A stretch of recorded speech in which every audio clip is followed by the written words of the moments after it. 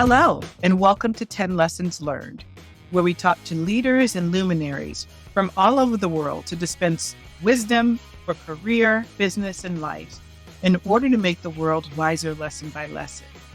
My name is Diana White, and I am your host for this episode. Our guest today is Garry McLinn. Welcome, Garry. Nice to be here. Thanks, Diana. Garry, tell us a little bit about yourself. Sure thing. So I am a sales director for an organization called Education First that specializes in experiential education through travel. I've been with the organization for going on 6 years now. My path into leadership is kind of a non-traditional one. It probably would serve the quick story to back up to the beginning. Before this, I was an opera singer, trained to have a master's degree in music.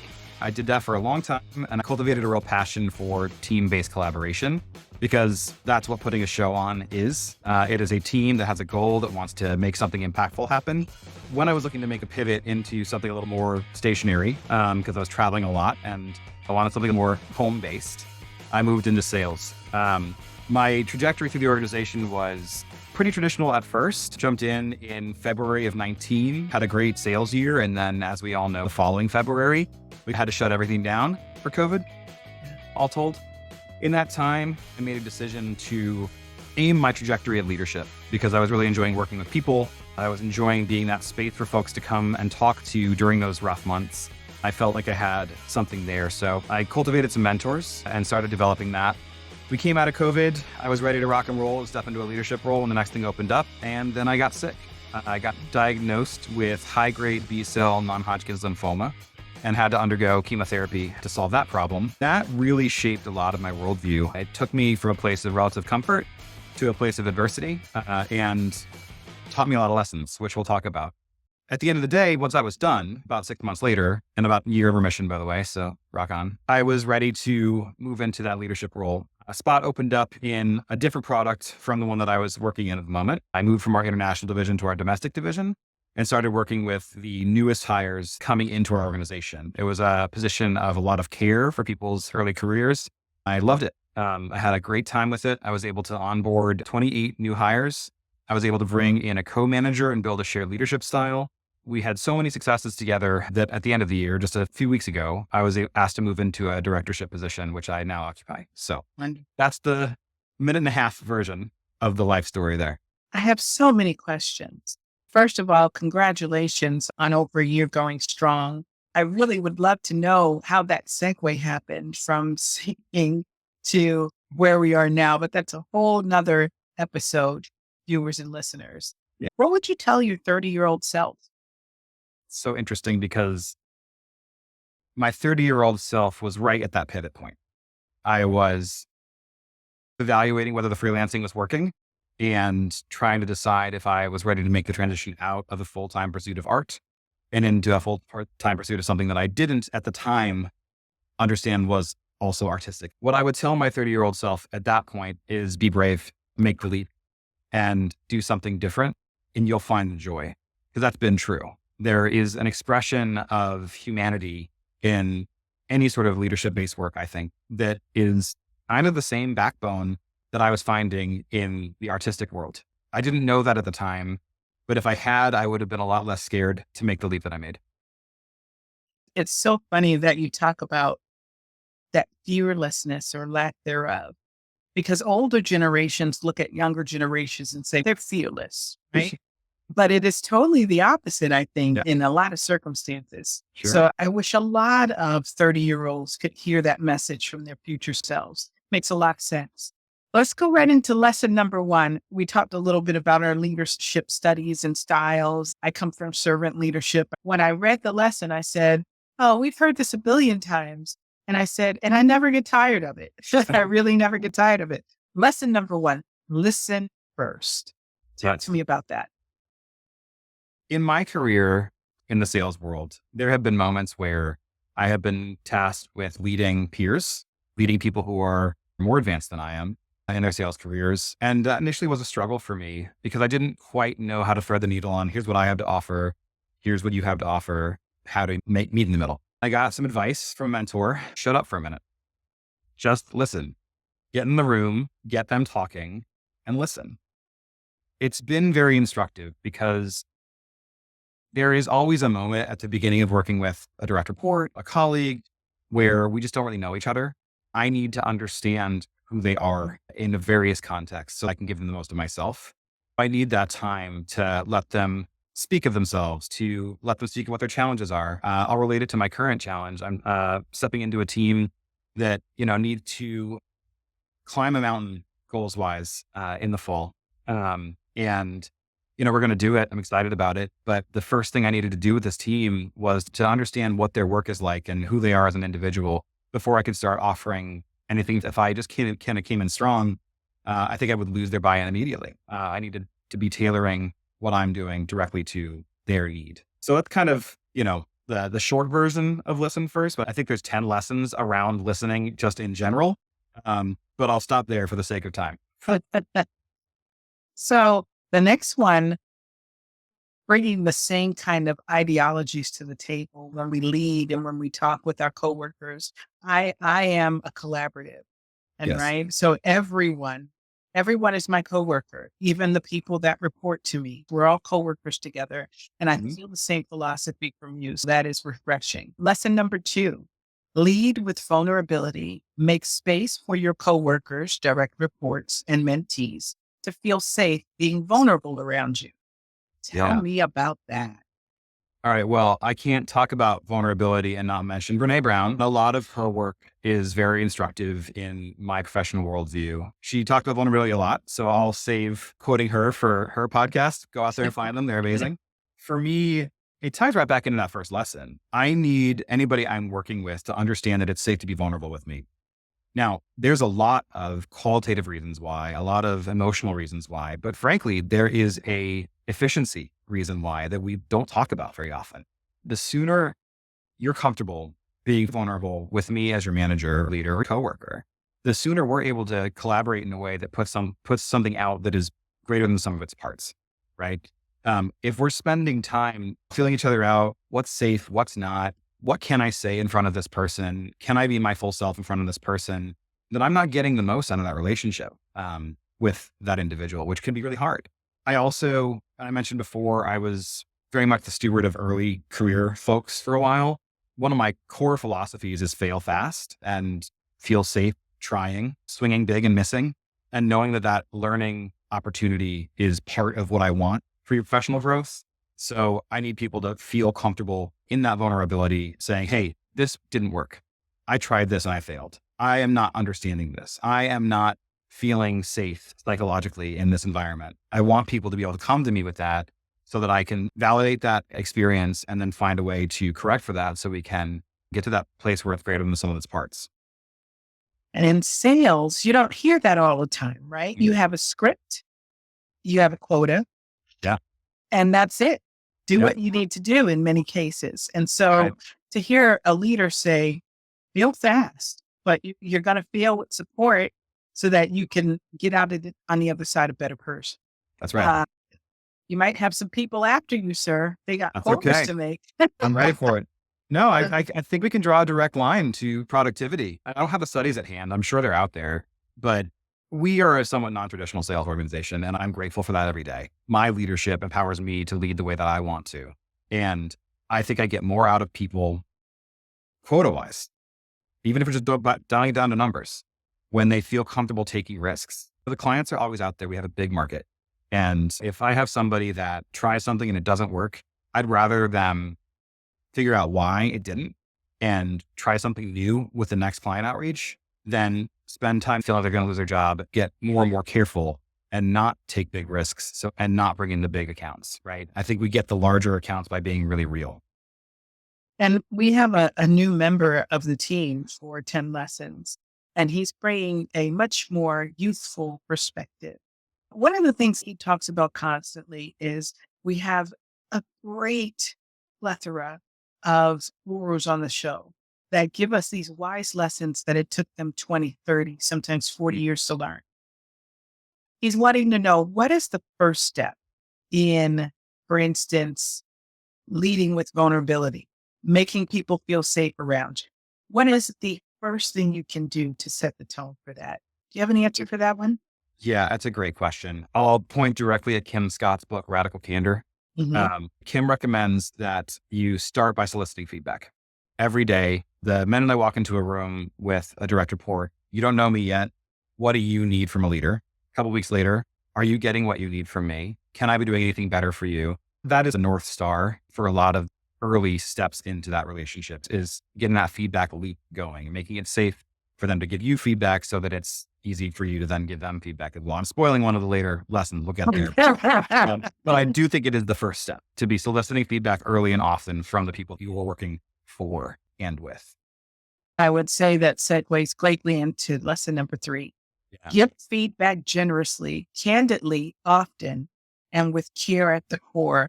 I wish I could bumper sticker that and with care at the core, because that is the most important part. Talk Yeah. to us about this lesson.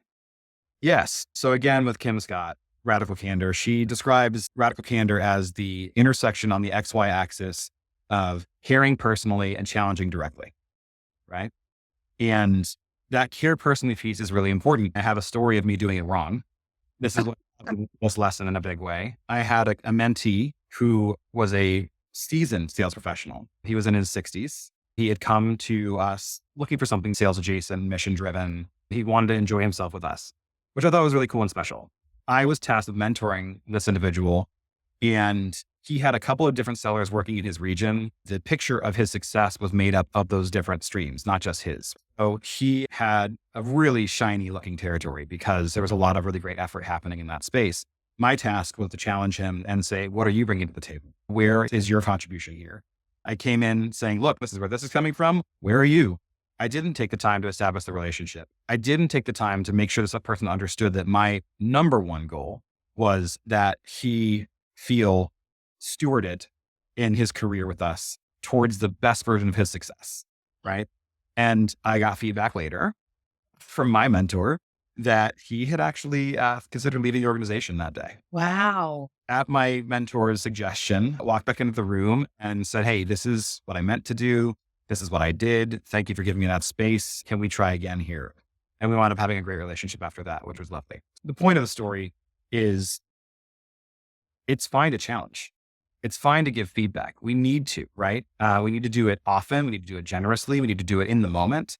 But if we don't have that spine of care behind it, it's so easy for it to feel like an attack or something that doesn't have the individual centered at the core of that feedback, right? And if we don't have that, then it gets lost. Folks feel unsafe in their psychological work environments, and it's just not a productive situation. And it ties back to something you said in a previous lesson, which is, there's something to be said for understanding how they perceive and how they receive the feedback. Yes.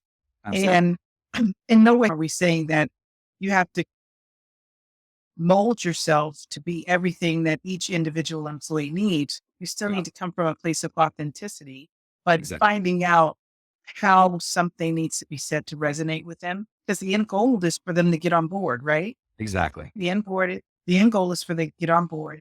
And if you can do that in a way that they understand, think about all my business days where jargon was thrown at you. You were told you got to do X, Y, and Z. You had no idea what that meant, no idea how to take the first steps, but you had to do it. It's exactly that, and not having a caring guide in those early days. In a lot of ways, our sales culture in 2024, even outside of the organization I work for, is so different than it was in 2015. Yeah, for sure. 2005. It's a very different environment in many ways, in many good ways, and ways that I want to keep. This is one of them. Lesson number 4, embrace adversity as a gauntlet of growth. When tackling a challenge, visualize success, respect the possibility of failure, and find the easiest thread to grab and keep pushing. Yeah. This is a whole podcast. So I'll give you the quick version. This is the story of my time undergoing chemotherapy. Mm. When I was diagnosed, I had the moment of bottoming out, that moment of real fear. One of the things that lives in me that I feel so fortunate is that there comes a point in my processing of anything where we just see the path ahead. There's one choice and it's to walk it, and let's go, so we got to do. So I think that comes from my parents and a variety of other factors. So credit where credit's due. In this case, using the time under treatment as the metaphor for getting into the more professional pursuit, I was tackling a challenge. I had 6 rounds of treatment I needed to get through to get this lymphoma to go away. And I needed to be ready for that. Visualizing success, getting to the other side of that valley and having this in the rear view, feeling healthy and strong. Respecting the possibility of failure in this environment specifically is pretty scary. Failure is death, essentially, in this environment. And it was the first time in my life I've encountered that head on. I've seen that possibility. And I realized pretty quickly that if I didn't look at it, if I kept it in my mind's eye in the periphery over here, it would get bigger and bigger and it would take over and I would lose my positivity. I would lose my strengths. I would lose my optimism. So I needed to understand that like, okay, this is what's possible. This is what's probable. And my doctors were telling me all the probabilities. They were great at the stats. They're amazing. I work at Dana-Farber, big old shout out. And keeping that centered, the positivity while respecting the possibility of failure was very helpful. So once I had that mindset, visualize positivity, understand what failure looks like so we can make sure that we're not steering towards that. I was then able to start grabbing at threads, right? For me, the first thread was nutrition. Can I control what I'm eating? Can I control what's going into my body? The second thread was showing up to work to the extent that my body would allow me to. I was very fortunate. It never got so bad for me. People who've been through chemo will tell you that it's cumulative. In the duration of time I was in treatment, I was always able to go back to work the next day, focus on what I wanted to do and make an impact on my sales environment, which was amazing and kept me going, kept me feeling positive. So that was one of the threads I pulled on. And then the key pushy piece is the grit piece, right? It's the get up every day and do it. Do the thing, right? I want to be careful about how I talk about this because for people undergoing chemotherapy, people dealing with cancer, it's such a spectrum that's not possible for everybody. So true. I was fortunate in that it was. And by the time I got to the other side of it, I had more of myself than I had before. That has been how I approach every challenge since. Visualizing that positivity. What does negative look like? What does failure look like? If we don't hit our goals, what's that mean? Does it mean that I'm not right for the job? Does it mean that we just had a miss? What does that mean? How do I steer away from that? How do I make sure that I'm leveraging all my resources towards success? Once I know what those resources are, I'm grabbing them and I'm present with them every single day, keeping them front of mind and focused on what the next step is. Start with the lowest hanging fruit and build beyond that. That's what that lesson means to me. Can I ask, do you think that some of your success now and some of the ways that you approach adversity now is because you went through one of the ultimate adversities? Absolutely. I'm going to talk about identity for a second. Okay. I am a middle-class white guy. Adversity in my life was something that wasn't really present. This was the first time that I was challenged in a way that was healthy. But in a way, it really was something that I needed. I needed perspective in a way that I didn't have before. Encountering that level of adversity for me, it was very unique in my life.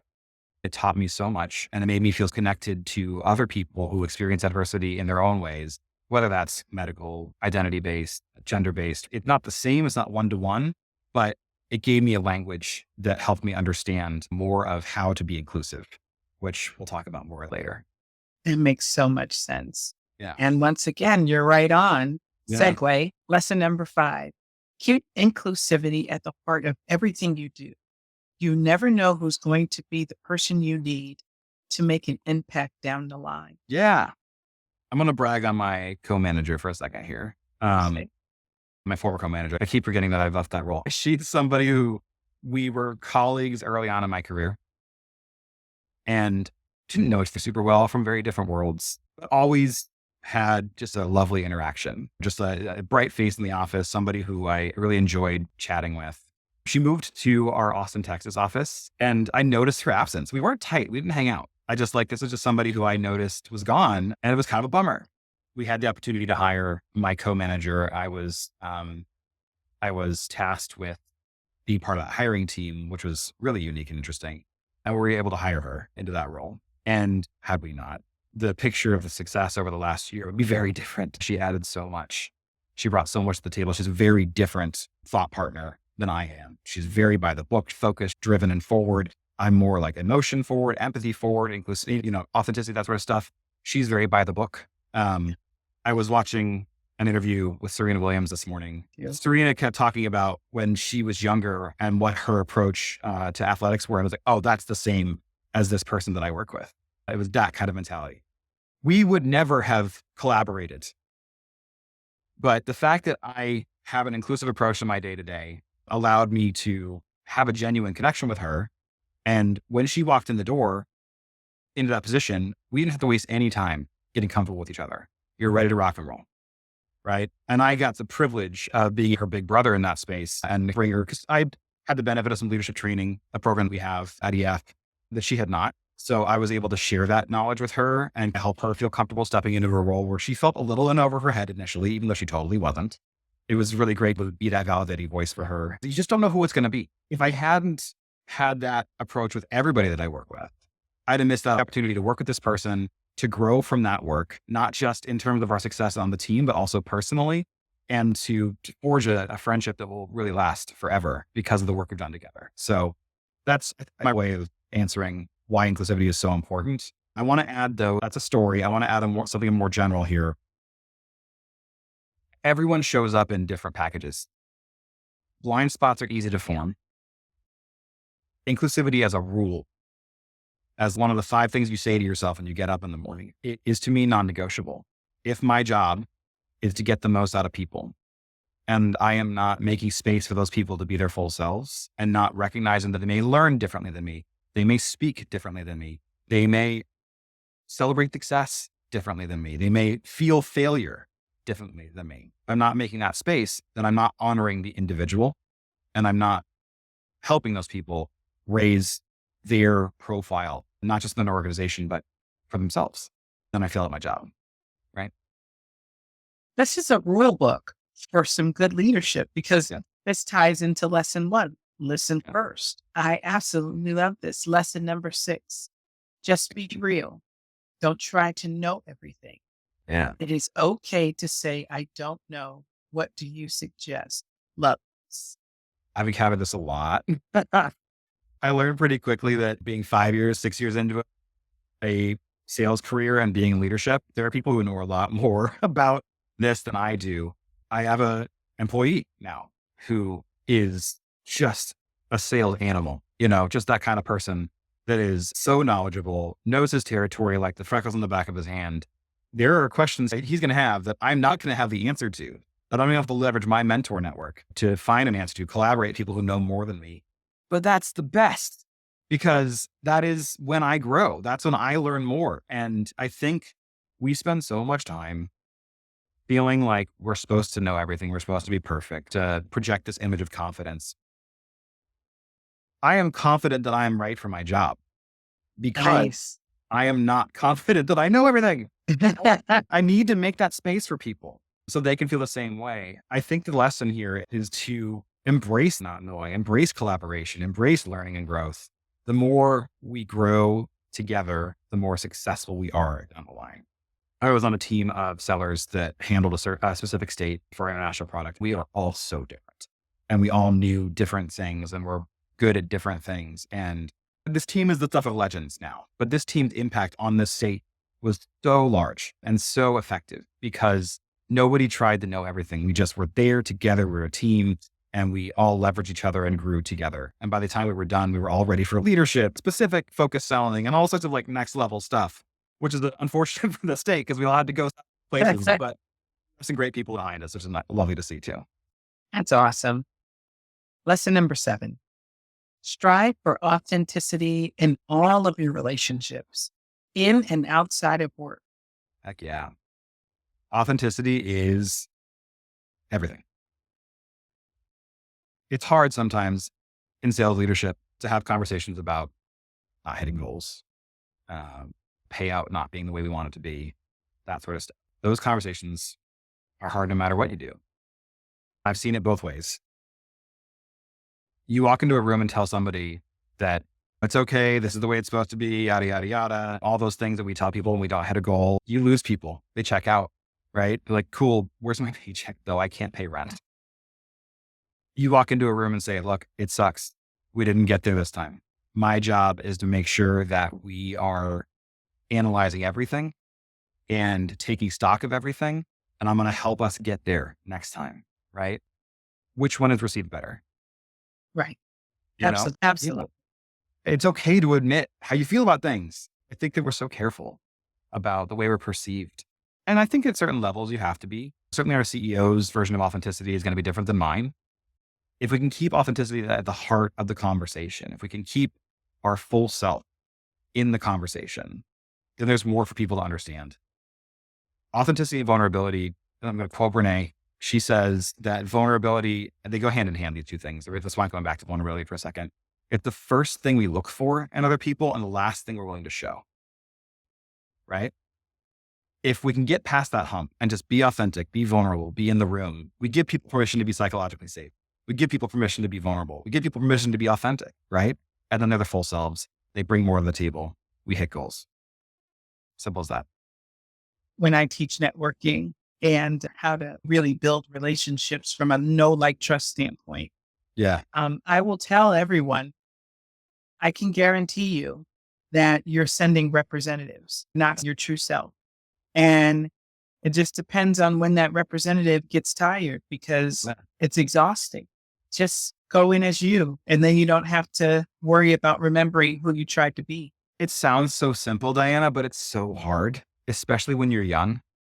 If I think back to the person I was at 23 versus now, there was no such thing as authenticity in that dojo. Okay. I was just trying to be all these different kinds of people to fit all these different kinds of roles, which was my job back then. I was a performer, but still, it's hard. And I think as leaders, it's on us to make space for that, particularly with employees that are entering the workforce fresh out of college or making a career pivot, things like that. People that are coming into a new space, it's on us to model that authenticity so they can find their own version of it. Agreed. Now we're getting to the network piece. Yes. I love this because this is actually what I purport in my life. And this is kind of what the show is all about, really. Lesson number 8, don't build a network. Cultivate mentors and teammates. Absolutely. I think I said to you before, I don't remember if we were recording or not, but I'll say it again. I think networking is a dirty word. LinkedIn's going to come after me for this, but It's tough. In every chamber in the country. No, it's not the act of building a network. It's the feeling of being disingenuous that I object to. A lot of people struggle with that. I don't want to walk into a coffee shop and have the 14th conversation about who I am and where I come from and blah, blah, blah. It feels so false for a lot of people. I have been successful by cultivating mentors, people who I respect and people who I want to help, I want to mine for help growing myself, right? This has happened on the macro level. On the micro level, there are people who still feel justifiably that they own a corner of my success and therefore will always be in the ring for me, which is amazing. And I'm so lucky that I've been able to do that, but I think everybody can, right? It's a matter of who do you respect, who is doing something that you think is interesting, who has the connections that you want to have, and how can you turn them into not just somebody who knows you, but somebody who's rooting for you. And if that's the difference. When it comes to the more lateral level, don't stop your network at just people who have that higher level than you. You want to build teammates. We will help each other get to wherever we want to be at any point in our careers. That's part of my team outside of my sales team, right? It's my overall professional team. Build those teammates. Who are those people? People not in my organization who know the work that I do. Maybe people who listen to this podcast will become teammates of mine. Maybe they'll become teammates of yours, right? Can you build that team out beyond what somebody might consider a traditional network? For me, it's not that the act of networking is bad. The spirit in which I try to approach it is, can you build those mentors that are going to root for you, that are going to be in the ring for you? Can you build those teammates that you're going to show up for, that are going to show up for you? That's going to drive you further, faster than just having your 85th coffee chat with somebody who doesn't know you at all. Networking is synonymous with sales leads. How hard can I network so that I can get these sales leads and I'm going to sell my brand in every opportunity? Yes. But when you Absolutely. build that village around you of colleagues and mentors, you'd be surprised how much they can give you in terms of wisdom to make you work smarter, not harder. Yes. And then those sales leads would come, right? So I think I love that turn on this philosophy. I don't think it's a turn. I think it's something that sales should adopt from beginning. I agree. And it harkens back to something we were talking about before, the vulnerability, the authenticity, right? Can you bring those elements into those conversations? I sold effectively because I brought those elements into my conversations with my clients. Yeah. We became humans talking to humans. It seems simple. Somehow it's not. Bringing that into the networking conversations is so important because it invites genuine connection. Lesson number 9, cultivate curiosity. Yes. It kind of ties in a little bit with number 6, I'm realizing, but I think it's different in some ways. I always want to know more. I always want to understand more about where somebody comes from, what motivates them, what their full picture of themselves is. I'll tell a story. I had somebody on a performance improvement plan, right? Fast forward to the end, they were wildly successful, but in between one and part the end, my co-manager and I learned so much about this individual and about how we weren't serving them. Yeah. Because I wasn't curious enough to unpack why they were missing targets. The performance plan structure that we have is well thought out and done by some really brilliant people at the center of our organization. It invited conversations that helped my co-manager and I understand what we were missing. This person has a very literal approach to instruction, and we simply needed to change our language and keep that in mind. And then they were able to be successful, right? That taught me to be curious, to do more, to go further. It's hard when things get crazy in the thick of a fall sales season, when things are fast. It's hard to pause for that curiosity to say, is there more to this? Yeah. But it's important because if we miss that opportunity, we might miss an employee who could become a leader in our organization, who could become the next solution to a larger problem because we just didn't ask enough questions, right? Yeah. So it's also filled my cup when we are able to learn more about each other and leverage that into success. That's the thing that gets me out of bed in the morning. Best. Love that. So I'll always be curious. I think that's one of the reasons why we do this podcast. I think the whole team will always be curious. Final lesson, lesson number 10, respecting all of the above. Trust your gut and be willing to stand in your convictions. So the theme of everything I've said so far is empathy, empathy, empathy. Lead with empathy, lead with vulnerability. The danger there is that sometimes you can second guess yourself in the pursuit of that empathy. There are times when it's okay to say, this is what I know. This is what's right. And this is what we're going to do. If you can keep all those 1 through 9 at the core of how you lead, then when you have those moments, you can be confident that you are making the right choice with the information at hand. There's no universal solution to the doubt question. There's nothing that's ever going to tell you you're 100% sure that this is right. You can only do your best with the information at hand. So you need to trust that. You need to be able to say, this is something I believe is the right answer right now with everything in front of me. I know that I'm an empathic leader. I know that I'm somebody who leads with authenticity and vulnerability, who makes space for adversity, who keeps inclusivity at the heart of everything, and who's growing with his team. Respecting all of that, I also know that this is the right choice right now, and this is what we're going to do. Because if we don't have that, then all you really are the counselor. And it's important. The counselor role is crucial. We need that. But a leader needs to be able to make decisions. And for me, the reason why those 1 through 9 are so important is it gives me that ground to stand on, to say, I am confident that this is the right choice. This is what we'll do. Well, last outlier question. What if you had to unlearn? And don't say opera singing. I hope you didn't unlearn that. No, in fact, afterwards, I'll send you a video. I still sing every now and then. I love it. No, unlearn. Bias is a big one. I think we probably could spend an hour on it or more. Bias is a big one. I think I had to unlearn the way that I viewed people. I really do think that the chemo was incredibly instructive in that space. I don't know. It's hard to put my finger on that because I always have had inclusivity at the heart of me, but I wasn't always living it the way that I'm aware of now. I think there's always room to grow. I'm not the world's most inclusive leader. I'm going to try to be that person always, but I'm going to miss it sometimes. Unlearning some bias about, where you're at in life. I came in to an organization that was hiring people fresh out of college and I was in my 30s. So I was like, okay, I know myself, right? and these people don't. Boy, was I wrong. Boy, did I learn so much about what I didn't know when I was younger. It was so cool to have that experience and be humbled by that. What did I have to unlearn more recently, pivoting away from bias, is doubt. It's imposter syndrome, you know? Yeah. I'm learning it more and more every day that my contributions are valid. My thoughts and ideas are important and need to make it out of my face into the world, and to stop second guessing that. For a lot of time, the pursuit of humility is something that I was really intentional about. Now, can I honor that and also not second guess myself and be confident with the contributions that I have, and to get that doubt out of the picture? I think it's bias and doubt, those two things. I too get caught up in that whole, how do I want to say this? Viewers and listeners, it's not because we're like, how do I not get canceled?